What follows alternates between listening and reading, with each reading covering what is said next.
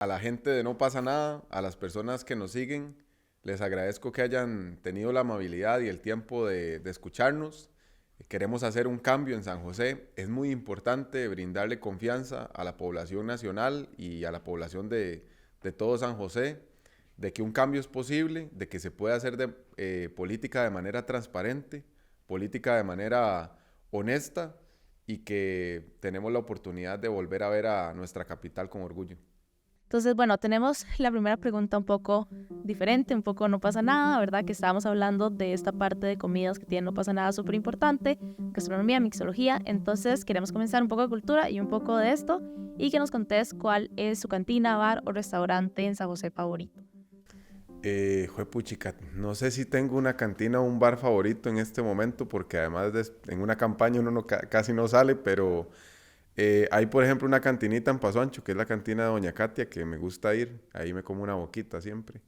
Eh, y aquí, digamos, en el centro de Chepe, que haya ido últimamente, bueno, me gusta Rafas, de vez en cuando voy a Rafas a tomarme una birrita, o sí, creo que es lo último, tal vez ahí en Escalante comerme algo, pero es poquito lo que salgo últimamente en campaña. Por aquí está la Acapulco. ¿Has ido a la Ah, bueno, Acapulco? Acapulco es Es, histórico, ¿verdad? sí, Para ese, hacerme pues, una buena boca también. es el rico. Nosotros vamos a almorzar ahí a veces. Sí. Sí, yo soy más de cantina que... Bueno, y eso queda a la pura parte de la asamblea, que de hecho, bueno, parte de la pregunta que te queremos hacer a vos es ¿cómo inicias vos en la política? O sea, vos sos de los candidatos más jóvenes que hay, ¿verdad? Entonces, bueno, en el debate, de hecho, te lo mencionaron un par de veces, como creo que fue Patricia, que ya lleva muchos años, entonces siempre el rol de la experiencia, pero antes de entrar en experiencia, ¿cómo iniciaste vos en política? Bueno, tengo muchos años y yo le digo a la gente que en realidad esto uno lo inicia, siempre traje el bichito, siempre fui presidente de la sección, presidente de la escuela, presidente del colegio y está demostrado además, hay un amigo que tiene un estudio que si uno hace todo ese recorrido es muy difícil que después no termine en política porque ya trae toda una formación cívica desde muy temprana edad. Y cuando ingresé a la universidad, empecé a participar en el movimiento estudiantil y ahí fui presidente de la Asociación de Estudiantes de la carrera. Después estuve en la Federación de Estudiantes. Un viejo amigo, digamos, Jaime Figueres, también estuvo en la federación. No éramos del mismo partido en ese momento, pero después. Y, bueno, ahí comencé. Esa fue mi parte principal y ahí ingresé a un partido nacional, que fue el Frente Amplio, esa primera vez. Eh, en el Frente Amplio ya me conocían porque yo tenía una carrera estudiantil, digamos, política estudiantil. Y ahí formé un liderazgo dentro del partido, no solo en la juventud, sino también a nivel nacional. Y a partir de formar ese liderazgo fue que me empecé a involucrar en temas comunales. Pensé que el Frente Amplio no era un partido que tuviera mucha experiencia y se notaba cuando yo ingresé en temas comunales.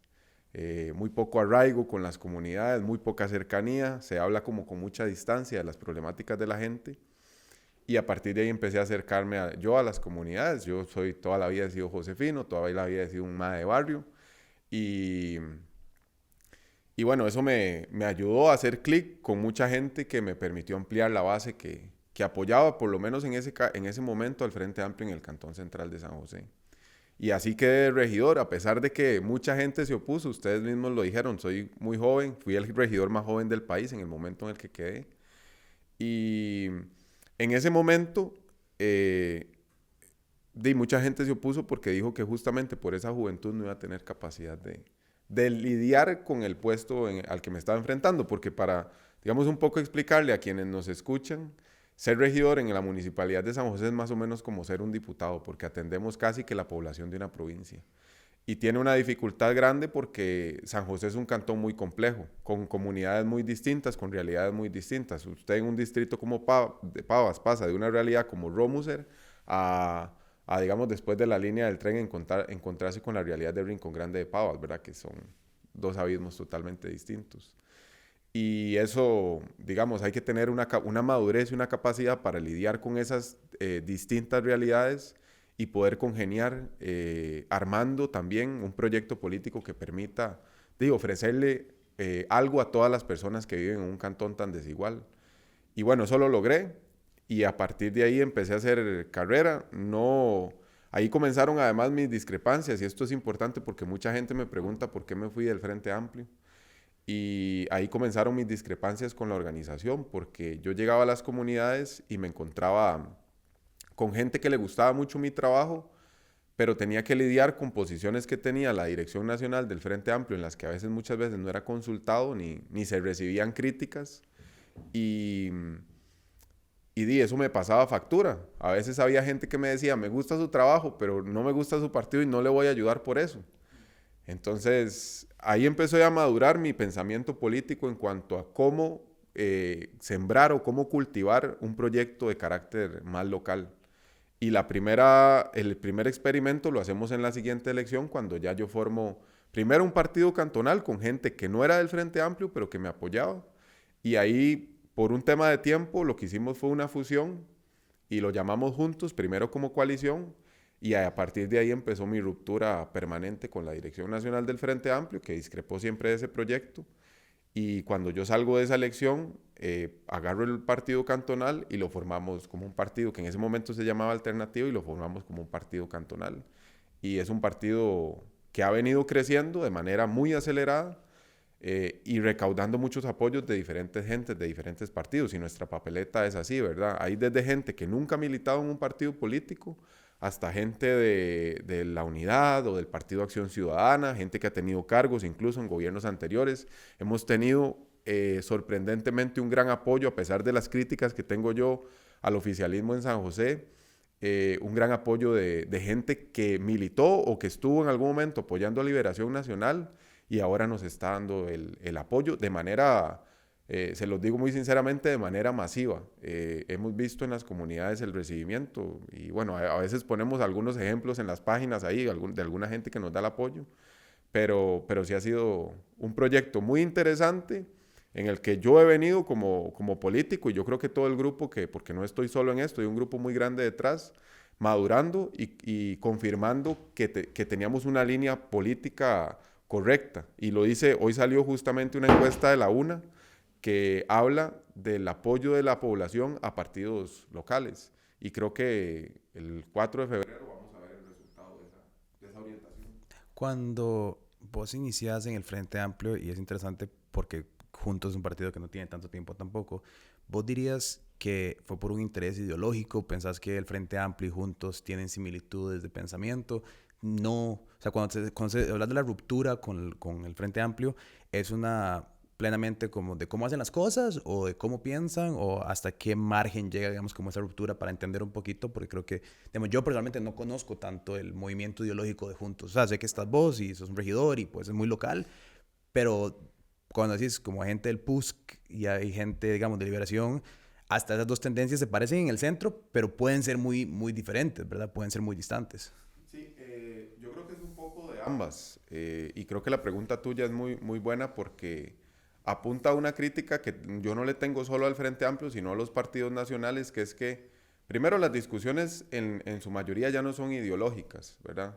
Y si lo vemos en términos pragmáticos, tampoco los partidos tienen mucha claridad. Vos ves las discusiones ahorita, actualmente, en la Asamblea Legislativa, y te encontrás que son discusiones muy superficiales, sobre temas muy superficiales. No se discute sobre temas de estructura económica, sobre el modelo de país que estamos construyendo. Prácticamente son discusiones sobre chismes, lo que se da en la Asamblea Legislativa. Y eso me hace a mí pensar que si construíamos un vehículo, porque vos me preguntás si yo tengo afinidad ideológica con lo que el Frente Amplio piensa. Y sí y no, porque yo entré al Frente Amplio porque creía en la idea de construir una plataforma política que le planteara a la gente diversidad de pensamiento en función de principios comunes. Y eso me parecía que era una idea muy interesante. Cuando yo entré, eso fue lo que me atrajo, porque yo, por ejemplo, no soy comunista, pero sé que en el Frente Amplio hay mucha gente, y la misma Patricia Mora dice, ella misma lo dice, soy y vengo de una familia comunista, y es la tendencia que guarda el poder dentro del Frente Amplio, y un poco esa es la discrepancia que tiene mucha gente que se va de la organización, porque es una organización que dice ser un Frente Amplio, pero está monopolizada por una sola tendencia. Y eso hace que un proyecto político no tenga capacidad de de crecer ni de madurar. El Frente Amplio, por ejemplo, en Uruguay es una organización de partidos políticos, de diferentes partidos políticos que se unieron y ha gobernado durante mucho tiempo con diferentes tendencias, porque incluso las mismas tendencias dentro del partido se alternan el poder o la ocupación de puestos de representación. Eso no sucede en la organización del Frente Amplio aquí en Costa Rica ni de cerca. Y si queremos aspirar a plantear un proyecto de cambio, no solo en la Municipalidad de San José, pero aquí en la Municipalidad de San José, la lectura mía siempre ha sido, tenemos que conformar un proyecto con diferentes personas, con diferentes ideas, que se nutran de tener principios comunes. Y los principios comunes que hemos puesto nosotros sobre la mesa para que toda la gente tenga un consenso son principios que hemos visto que la gente, que responden a las necesidades que tiene la gente en las comunidades. Mayor seguridad, democratización de los recursos, diversidad de pensamiento, que también es muy importante. Y yo creo que tratar de poner el tema de la transparencia y de la legitimidad que tiene la política a nivel nacional y a nivel local con los vecinos en primer plano. Porque hoy la política nacional y la política local sufre de dos cosas, de falta de legitimidad y de una crisis de imaginación. No hay imaginación para hacer política en Costa Rica. Y yo creo que eso es la clave para que nosotros estemos ahorita, y lo dije en el debate, estemos en primer lugar de intención de voto, que yo creo que va a dar resultado el 4 de febrero. Podemos hablar en esto de transparencia porque, bueno, por supuesto ha sido una conversación, la máxima conversación de estas elecciones, pero realmente usted es de los pocos que está en el puesto que realmente sabe de primera mano la falta de transparencia y todo lo que sucede dentro de la Municipalidad de San José. Entonces, tal vez nos podría hablar un poco de cómo piensa realmente lograr una municipalidad transparente y que todo sea legítimo y que todo sea, que la gente tenga más confianza de nuevo en la municipalidad. Esa pregunta tuya, Carol, es clave porque digamos que la Municipalidad de San José es un aparato que la gente casi no entiende. Las municipalidades en general. Las municipalidades por código son órganos bifrontes que tienen dos cabezas, por una parte la alcaldía y por otra parte el consejo municipal, que vienen siendo como ejecutivo y asamblea legislativa al mismo tiempo. La municipalidad de San José es un monstruo, a la par es una institución más grande que muchos ministerios del país, tiene 3,000 funcionarios en este momento, poco más, poco menos. Y para poder solventar los problemas de transparencia y de corrupción que tiene la Municipalidad de San José, hay que conocer ese esquema que tiene, que yo lo mencionaba también en el debate. La municipalidad tiene un organigrama y cuando, digamos, yo tengo un mapeo muy claro de 3 cosas, lo dije también en el debate en un ejemplo, que es que si usted quiere conducir un barco, usted tiene que saber cuál ha sido la orientación de ese barco, cómo es el timón de ese barco y quiénes son, desde los que asesoran al capitán hasta los que están en las calderas. Y eso depende de conocer el plan de desarrollo municipal, que es como la guía, la orientación quinquenal que tiene una municipalidad. Son como las líneas generales hacia dónde se conducen y nosotros vamos a tener que construir a partir del que ya está un nuevo plan de desarrollo municipal. Después hay que construir los presupuestos, los nuevos presupuestos que responden a ese plan de desarrollo municipal, que en este caso yo creo que incluso podemos aumentar cosas tan importantes como la recaudación que tiene la municipalidad. Hoy son 78,000 en el presupuesto ordinario de millones, pero el día de mañana estoy seguro que pueden ser muchos más. Y un último punto que no es nada despreciable, que es muy importante, es saber quiénes han estado detrás de la ejecución de esos presupuestos incluso durante décadas. Y en ese caso tengo un gran apoyo de los funcionarios, de muchos que están cansados de la corrupción y que me dicen, estos problemas que ya hemos visto y que hemos visto que usted los ha señalado, se pueden solventar de esta otra forma. Desde problemas muy pequeños hasta problemas de una gran complejidad. Para ponerles un ejemplo, digamos, de algún caso de corrupción que yo les pueda mencionar y que el público entienda cómo resolver esa complejidad que tienen. Yo hablaba del manejo de los residuos sólidos en el debate. Esa es una partida que es de las principales partidas que tiene la municipalidad, de los principales servicios, y para cambiar, para reconvertir todo el modelo, hay que pensar primero en cómo atacar a la corrupción que hay dentro de ese sistema de manejo integral de los residuos sólidos que tiene la municipalidad. Primero, cambiando los dos grandes contratos que tiene la municipalidad con la empresa EVI y con la empresa de camiones, de alquiler de camiones blancos. Esos son, digamos, ahí más o menos van entre 4.000 y 5.000 millones de colones por año.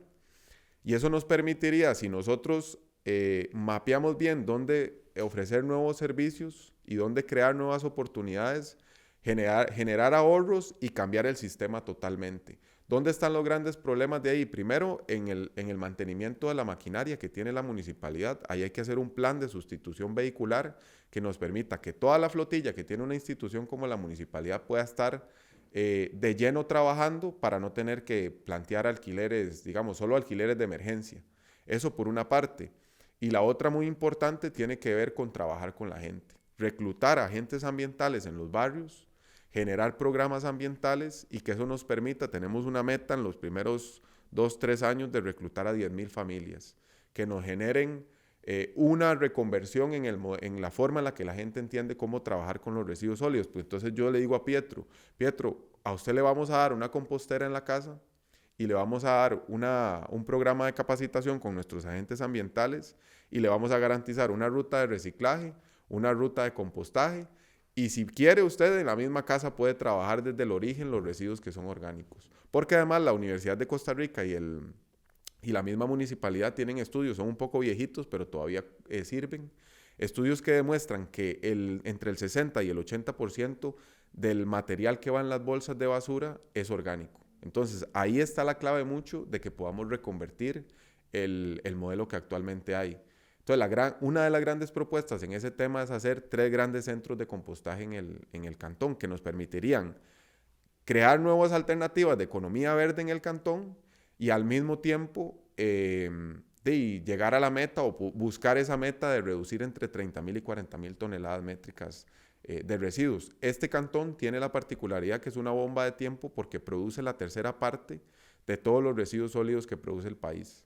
Entonces, estamos frente a... Y ya no hay donde meterlo. Los 2 rellenos, el del Guaso y el de la Carpio. El de la Carpio ya está en cierre técnico desde hace 3 años y el del Guaso está a unos años de estar en cierre técnico. Así que, digamos, estamos hasta el cuello de basura y no sabemos dónde meter toda esa basura que producimos, ¿verdad? Bueno, yo le digo basura porque el concepto, y lo sigo empleando así porque el concepto no es ese, el concepto es residuo sólido, pero en este momento, como lo trabaja la municipalidad, hay que seguirle diciendo basura.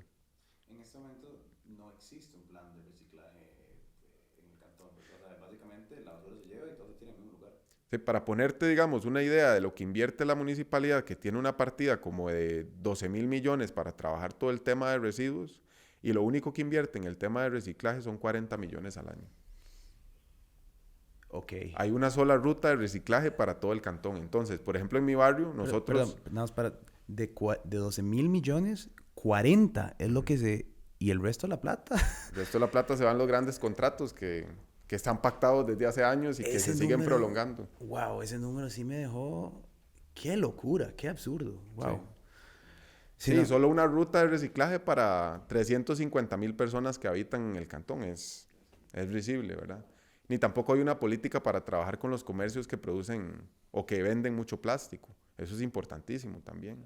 Ahora que estamos hablando del uso de recursos, puede que vaya bajo la misma línea, pero me parece interesante, es la inseguridad, ¿verdad? Y hablando de la inseguridad en Costa Rica, obviamente es un problema nacional. Estamos desbordados de narcotráfico, estamos tomados por el narcotráfico, es un problema regional también, y por supuesto que la Municipalidad de San José va a caer víctima de eso. Y mi pregunta siempre ha sido, me parece muy loco pensar en la densidad poblacional, lo que se recauda en un lugar versus San José. ¿Cómo es que San José no tiene una mejor infraestructura policial, sabes? Sí la tienen. En realidad tenemos una de las policías más grandes de todo el país. El problema es que no está, desde mi punto de vista, bien priorizados los recursos que tiene la policía municipal. Nosotros tenemos un cuerpo policial de alrededor, pero lo que pasa es que esto implica también administrativos, oficiales de tránsito, que también tenemos, pero tenemos un cuerpo policial como de 700 policías municipales, que no es despreciable. Y de los que uno conoce ya como el policía, digamos, de calle, tenemos más o menos como entre 450 y 465 policías, para que ustedes se hagan una idea de cuánto es el cuerpo policial que tenemos. El problema ahí es que no hay el reglamento no establece una priorización de tareas de la policía municipal y no hay una coordinación con otras instancias como Fuerza Pública. Entonces, el programa de Sembremos Seguridad de Fuerza Pública, que establece líneas de acción para los diferentes cuerpos policiales y para el mismo gobierno local, no coordina con el gobierno local. Entonces, son instancias que se ven como independientes y cada quien hace lo que, digamos, un poco como lo que le da la gana, para ponérselos a ustedes así en esos términos. Y no hay una articulación entonces de eso. ¿Cómo pensamos nosotros que se puede mejorar? Porque no se gasta poquita plata. Ahora que vos preguntás de recursos, la Policía Municipal gasta más de 10.000 millones al año entre pago de funcionarios y equipamiento. Esas dos, digamos, esa Policía Municipal debería estar en los barrios, priorizada en los barrios y en las zonas públicas de San José. No tanto, digamos, correteando vendedores ambulantes o yendo a hacer intervenciones a otros cantones. Nos hemos encontrado que mandan contingentes de 50, 100 policías a apoyar una intervención del OIJ cuando realmente los impuestos los pagan los vecinos de San José. Y ese cuerpo policial bien articulado en el territorio con buenas prioridades tiene que tener dos componentes más. El monitoreo de cámaras, que ya tenemos más de 650 instaladas en todo el cantón, que tienen que tener inteligencia artificial, porque si no, no sirve de nada el monitoreo.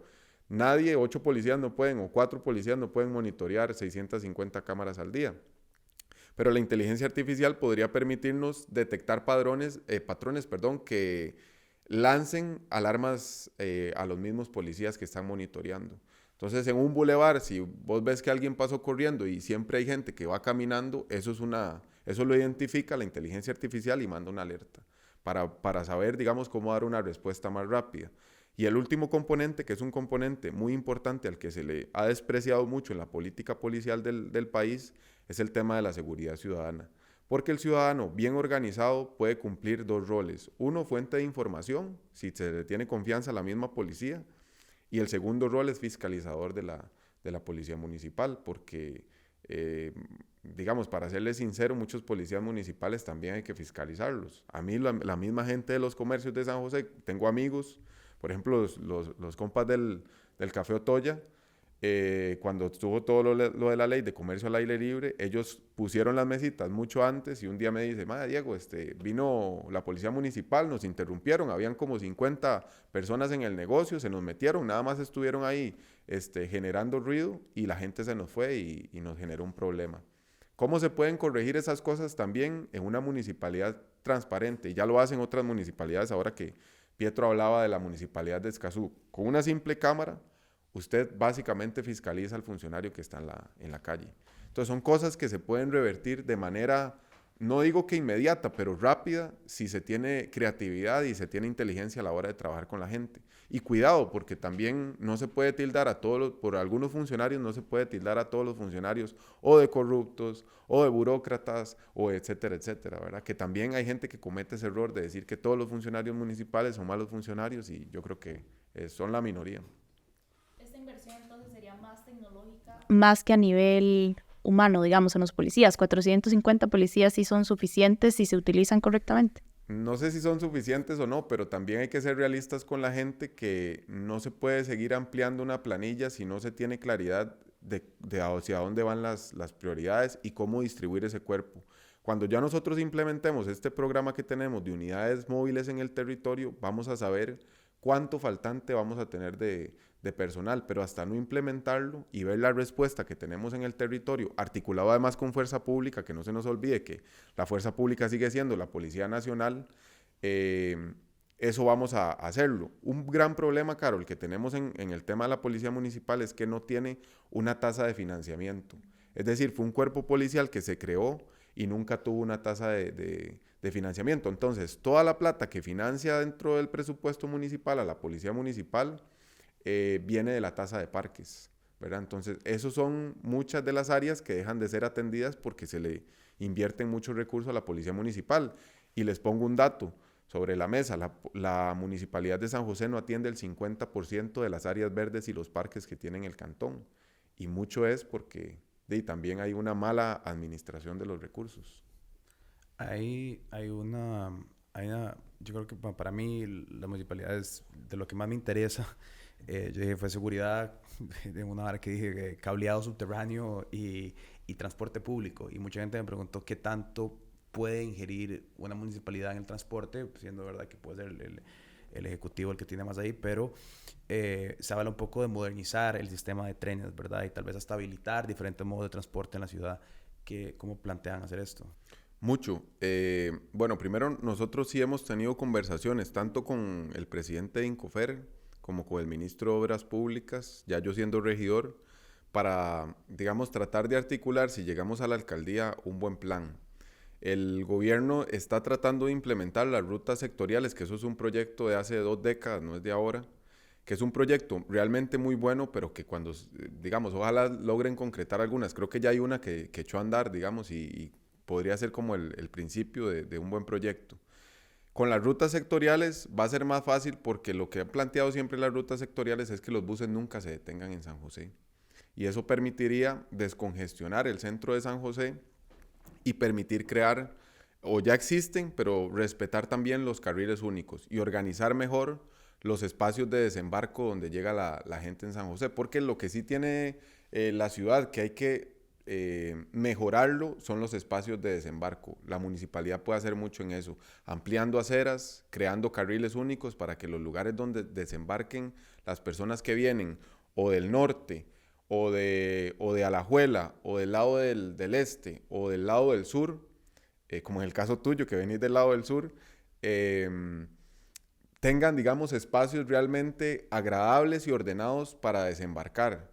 Y eso, digamos, hay que complementarlo con algunas otras cosas, como parquímetros, buenas zonas de parquímetros donde estén bien organizados quienes visitan San José,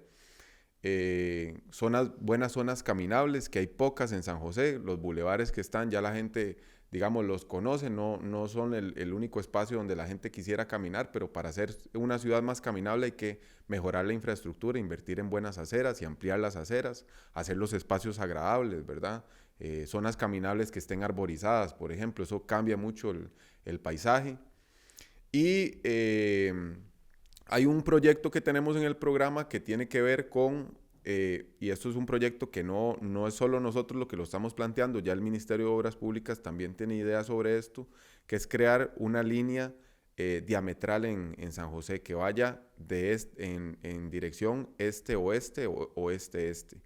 Eso no lo tiene, ahorita nosotros no tenemos un bus del centro de San José que conecte esos dos puntos. La idea sería que la municipalidad lo administre a través de una empresa, una SPEN, digamos, una empresa público-privada, que nos permita tener una ruta semi-gratuita en la ciudad para conectar esos 2 puntos y que la gente pueda tener un mejor traslado. También hay que mejorar las ciclovías, que fueron un proyecto, es un buen proyecto, pero un proyecto mal planteado.